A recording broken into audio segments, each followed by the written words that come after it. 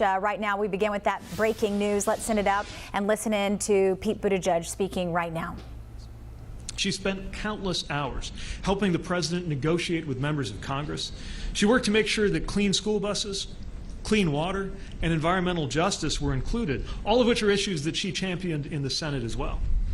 I remember one meeting in particular early in the negotiations as the president was gathering people from both sides of the aisle in the Oval Office to discuss where the space for a deal might be. And there was a lot of listening, and the members had a lot to say.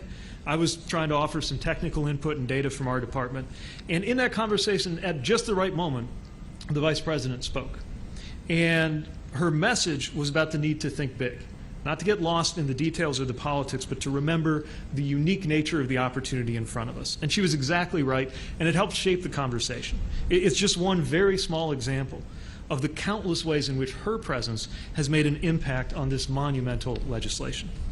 So now more people in Charlotte and across the country will ride electric buses, travel on safer roads, and have a chance to work building infrastructure that will support our economy for generations. We're going to hear from Vice President Harris in a moment. Before that, you're going to get to know somebody that we just got to know on the tour, Shonda Wright, a rail car maintenance technician here in Charlotte.